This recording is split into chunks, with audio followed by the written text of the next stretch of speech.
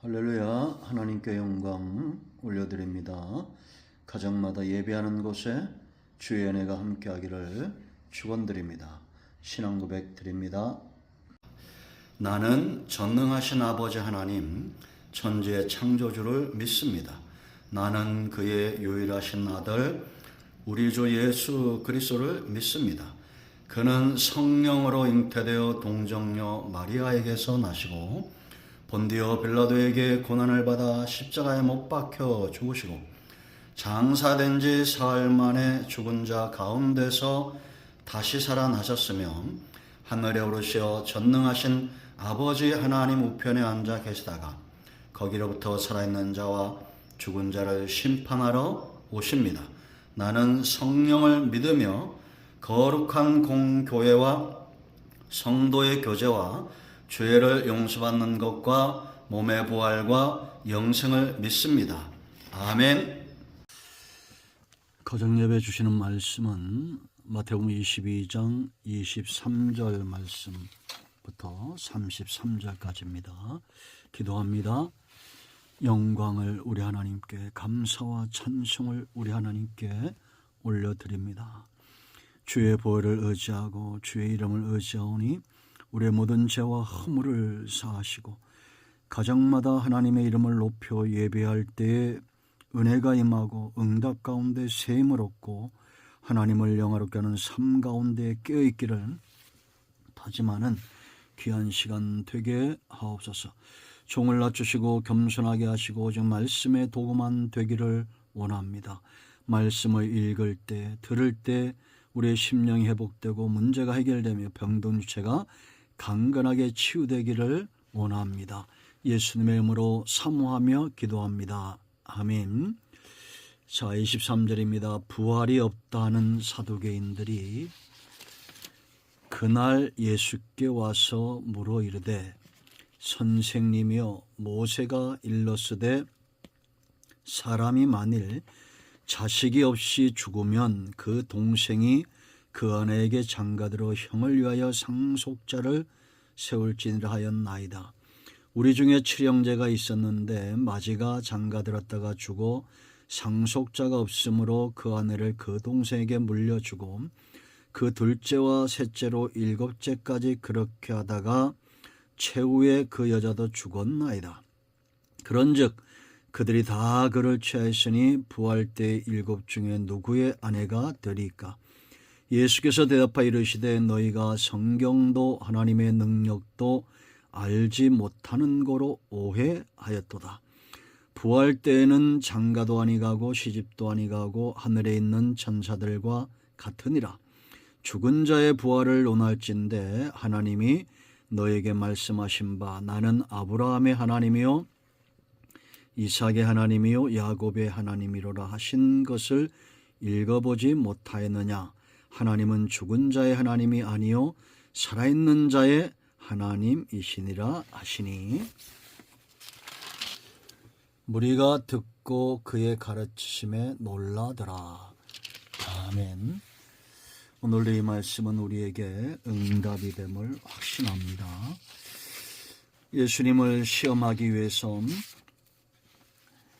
당시의 종교 지도자들이 다 연합해서 예수님을 대적했던 것을 우리가 압니다. 그러나 결론은 똑같았어요. 주님의 가르침에 놀랐다. 오늘 33절에 여러분, 우리가 주님의 가르침, 이 말씀, 선포된 말씀이나 기록된 말씀이나 들을 때에 듣고 놀라운 역사가 있습니다. 하나님이 일하시기 때문이죠. 그러나 그것만큼 중요한 것은 뭐냐? 우리가 참으로 중심으로 하나님을 영접하고 말씀에 순종하며 하나님께서 기뻐하는 삶을 살고자 하고 제자의 길에 서고자 하는 것이 얼마나 귀하냐라는 겁니다. 세금 문제를 가지고 바리새인들과 헤롯 당들이 와서 예수님을 올매 걸고자 했지만 실패했어요. 오늘 23절에 그날 그럽니다. 이 날이 바로 그 날이죠. 예수님의 가르침에 놀랍게 여겼다. 22절에. 그런데 떠났다 그렇게 말합니다. 33절도 무리가 놀랍게 여겼다라고 말합니다. 놀라운 것은 중요한 거예요. 그러나 이 가르침이 우리의 영혼의 양식이 되고 깨닫게 하는 역사가 있어야 될 줄로 믿습니다. 이제 여러분, 이 사두개인들은 부활이 없다는 자들인데 이들이 예수님을 또 올무에 걸려고 넘어뜨리기 위해서 온 겁니다. 성도에게 있어서 부활의 신앙은 놀라운 것입니다. 부활이 믿어지는 것은 참으로 축복입니다. 우리는 이 축복을 누려야 될 줄로 믿습니다. 이들이 가지고 나온 것은 모세를 통한 계대 결혼이에요. 칠형제가 아내 없이 죽었다는 겁니다. 한 여인을 7남자의 한 여인이에요. 그럼 부활한 후에 누구의 아내가 되겠느냐? 이 말에 주님의 답변은 뭡니까? 예수께서 대답하 이르시되 29절 보세요. 너희가 성경도 하나님의 능력도 알지 못하는 거로 오해하였다라고 말합니다. 부활 때는 장가도 아니 가고 시집도 아니 가고 하늘에 있는 천사들과 같으니라. 죽은 자의 부활을 논할진대 하나님이 너에게 말씀하신 바 나는 아브라함의 하나님이요 이삭의 하나님이요 야곱의 하나님이로라 하신 것을 읽어보지 못하였느냐? 하나님은 죽은 자의 하나님이 아니요 살아있는 자의 하나님이시니라 하시니. 아멘. 예수님의 이 답변 속에 부활의 신앙을 가질 수밖에 없는 중요한 이유가 세 가지가 있습니다. 수많은 이유들이 있죠. 부활절마다 아주 단골 메뉴로 부활의 메시지가 선포되어 있기 때문에 듣는 자들, 깨닫는 자들은 부활의 신앙 가운데 사는 역사가 있을 겁니다. 그런데 오늘 본문에도 세 가지 이유가 있어요. 그 첫 번째 뭐냐? 주님 말씀하신 데 있으면 너희가 성경을 알지 못했다. 하나님의 능력도 알지 못했다. 이 두 가지 이유죠. 자, 성경대로 주님은 부활하신 거예요. 왜 예수님이 이 말씀하셨느냐 하면 이 사두개인들의 오해, 그들이 알지 못하는 이유는 성경을 자신들의 지혜, 이성적 판단으로 성경을 이해하려 했다라는 것입니다. 하나님의 말씀은 인간의 능력이나 이성적 판단이나 지혜로 이해할 수 있는 영역이 아니에요. 오직 믿음으로 순응하고 우리가 믿어지지 않는 것들이 있을 때는 이해하려고 하지 말고 주여 우리의 믿음 없음을 불쌍히 여기사 이 말씀을 깨닫게 하옵소서. 그래야 믿음이 설 거 아닙니까?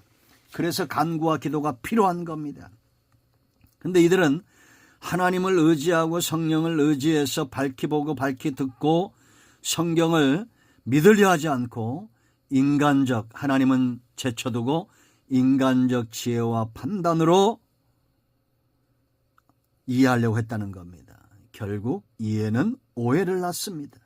우리는 믿음 없음을 간구하고 씨름하고 이 말씀이 어떤 뜻인가요? 주여로 묵상하는 자들이 되어야 됩니다. 하나님은 그들에게 이 말씀이 그 입에 꿀처럼 닳게 할 것이고 그들의 발에 등처럼 밝히 보게 할 것입니다.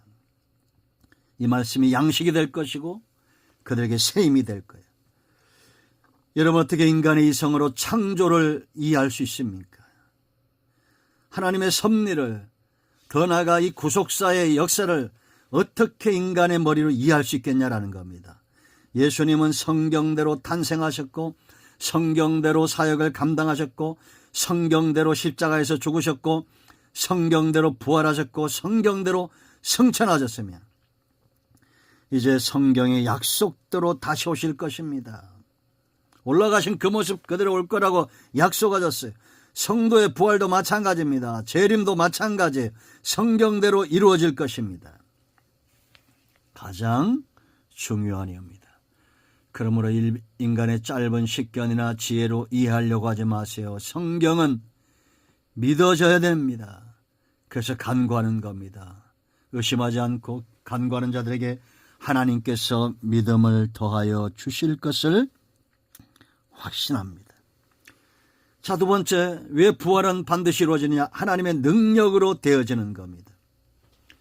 29절 보세요, 여러분. 너희가 성경도 하나님의 능력도 두 번째 이유죠. 알지 못하고 오해했다. 여러분, 하나님의 능력으로 창조가 이루어졌습니다. 섭리도 구속사도 한 인간의 출생과 일생도 전부 하나님의 능력으로 이루어졌으며 온 우주 만물이 운행하는 것 여전히 하나님의 능력으로 가능한 것입니다. 인간의 능력으로 이 하나님의 능력을 멈출 수도 없고 이해할 수도 없는 거예요.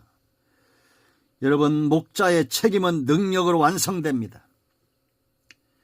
목자가 능력 없이 양을 어떻게 목양합니까? 농부가 능력 없이 어떻게 농사일을 감당하겠어요? 어부가 능력 없이 어떻게 그 일을 감당합니까? 하나님은 선한 목자로서 우리를 목양하십니다. 능력이 필요하다는 겁니다. 인간의 작은 능력과 지혜로 어찌 이 놀라운 일들을 이해할 수 있을까요? 구속사 보세요, 여러분. 십자가 하나님의 구원의 능력입니다. 인간의 능력으로 감히 상상조차 할 수 없는, 이해할 수 없는 그런 방법으로 3년 반을 쫓아던 제자들도 이해할 수 없는 십자가 구속의 역사, 성령이 임하고서야 그들은 깨달았습니다. 예수님께서 화목제물이 되시고 하늘의 미랄이 되셨어. 하나님의 공의를 만족시키시고 이제 하나님께서 일하심으로 모든 구원받는 자들이 돌아올 것을 바라본 것입니다. 여러분, 이 하나님의 능력이 저와 여러분을 사망 가운데 지옥 가도록 내버려둘까요? 아닙니다. 반드시 부활시킬 것이고 하나님의 나라에 들어가게 할 것입니다. 로마서 8장 11절은 분명히 약속하고 있습니다. 예수를 죽은 자 가운데서 살리신 이의 영, 성령입니다. 그 영이 너희 안에 거하시면, 이게 예수 믿는 신비, 우리 안에 성령이 거하시어 그리스도 예수를 죽은 자 가운데서 살리신 이라, 이가 너희 안에 거하시는 그의 영으로 말미암아 너희 죽을 몸도 살리시리라. 할렐루야. 부활은 창조처럼 하나님의 능력으로서만 가능합니다. 어떤 사람의 능력도 안 돼요. 오직 하나님의 능력으로서만 죽은 자 가운데서 저와 여러분을 살려내실 겁니다. 하나님의 능력이 사라지지 않는다면 부활도 사라지지 않습니다. 그러므로 의심하지 마세요. 내 능력은 의심스러울 수 있습니다. 내 지혜는 의심스러울 수 있어요. 그러나 하나님의 능력은 의심할 수 없습니다. 예수 그리스도를 죽은 자 가운데 살리신 이의 능력이 저와 여러분 또한 죽은 자 가운데서 부활하게 할 겁니다. 왜냐? 성령이 우리 안에 거하시고 하나님의 이 부활의 역사를 이루어 가실 것이기 때문이에요. 이거를 신학적인 용어로는 성도의 견인입니다. 천국은 누가 가냐? 성령께서 우리를 견인해 가는 거예요. 이끌어 가시는 겁니다. 자, 세 번째 중요한 이유가 있어요. 왜 성도는 부활할 수밖에 없느냐? 하나님은 죽은 자의 하나님이 아니에요. 산 자의 하나님이에요. 그래서 여러분, 이 32절 말씀 보세요. 나는 아브라함의 하나님이요 이삭의 하나님이요 야곱의 하나님이로라 하신 것을 읽어보지 못하였느냐? 하나님은 죽은 자의 하나님이 아니요 살아있는 자의 하나님이시니라. 이 말이 무슨 얘기입니까? 지금 주님은 아브라함도 이삭도 야곱도 죽지 않고 살아있다고 말씀하시는 겁니다. 왜? 그 이유가 하나님이 그들의 하나님이시기 때문이에요. 그들의 더 밀한 의미로 그들의 하나님이 되셔야 되기 때문입니다. 이는 놀라운 선포입니다. 아브라함은 죽지 않았어요. 이삭도 야곱도 바울도 그 누구도 죽지 않았습니다. 모든 사람은 영원히 살아요. 그러나 장소가 달라요. 천국에서 영원히 살 것인가? 아니면 지옥에서 영원히 살 것인가? 믿는 자는 영원히 천국에서 사는 것입니다. 우리도 죽지 않습니다. 마지막 날에 부활할 것이에요. 구원의 큰 개념은 뭐라고 했어요? 나라라고 그랬죠.